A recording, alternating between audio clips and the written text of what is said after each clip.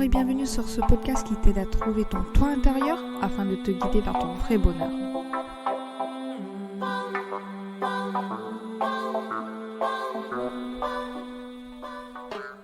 Bonjour, je suis Elvina, je te souhaite la bienvenue sur ce tout nouveau podcast Lunar.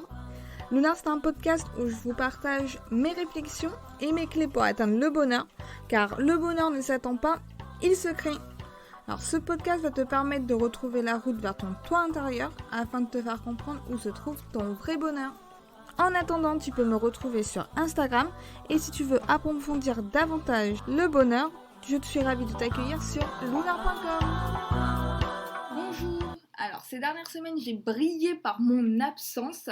Je m'excuse pour ça. Je vous avais dit que je ferais un podcast par semaine, mais la vie m'a appris que c'était pas aussi simple que ça. Justement, je suis actuellement une formation, la formation sur le bonheur de Tal Ben-Shahar, pour devenir coach en bonheur, ce qui prend énormément de temps.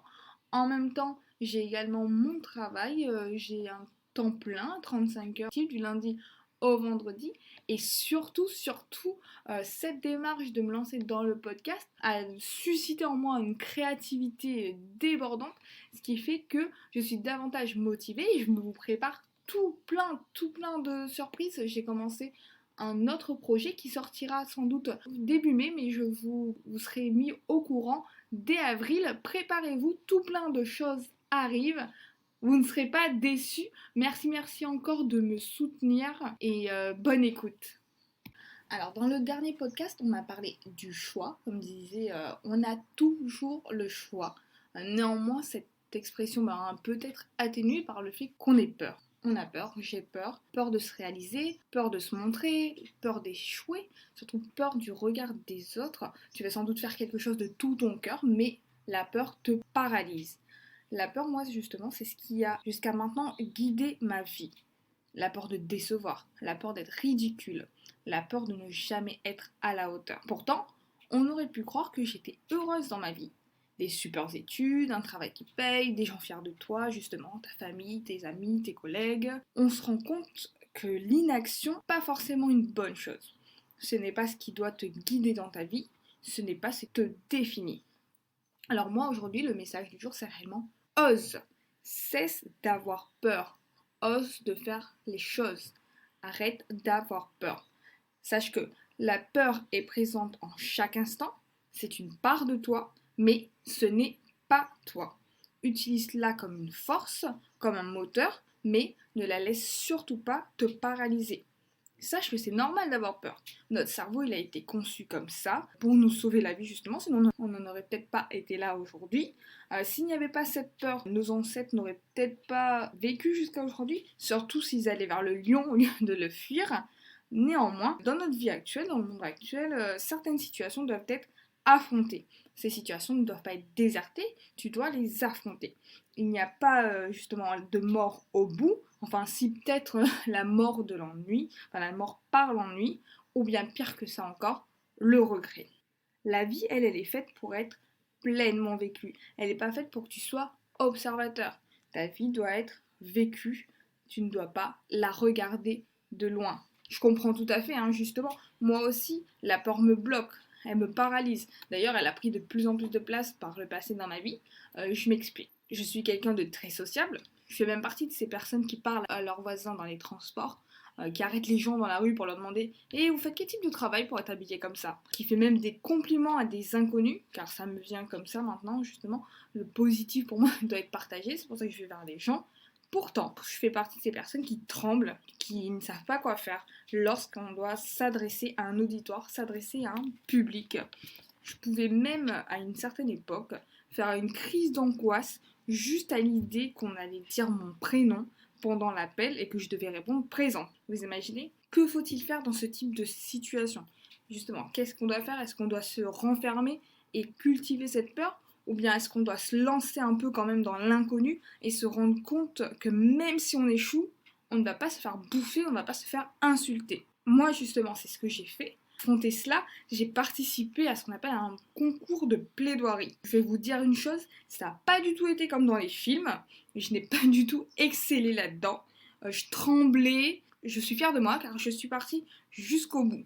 En plus de ça, on m'a pas hué, on m'a même encouragée. Vous vous retrouverez sans doute justement dans une de ces situations où la personne en face ne sera pas forcément avenante. C'est un peu comme ces entretiens d'embauche là, vous savez, où on a l'impression que l'objectif principal de notre interlocuteur en face, c'est que tu ressortes de là en pleurant, en tremblant, en faisant une dépression limite. Mais ça, c'est pas grave. Là, tu passes à autre chose, tu passes à l'entretien suivant. Il faut justement pas abandonner, faut pas s'arrêter à la première impression. Oui, c'est vrai, il faut affronter ses peurs, mais c'est pas parce que on l'affronte et que ça se passe mal que la fois suivante ça va mal se passer. Non, bien au contraire, il faut continuer. Sache que justement, nous on est là pour te soutenir.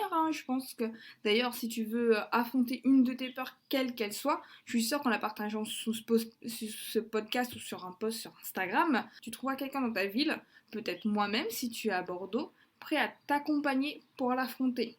Comme je te disais, la peur, c'est un bon modèle, sauf si elle te paralyse. Je sais que c'est normal, on peut avoir peur justement, peur d'être à la hauteur, peur de ne pas comprendre, de ne pas se faire comprendre. Pour moi, ça c'est la pire peur, que personne ne me comprenne. Peur de retourner sur les bancs de l'école, justement quand on arrive à un certain âge, quand on se rend compte qu'on n'est pas bien dans sa vie, dans ce qu'on fait justement, dans notre activité.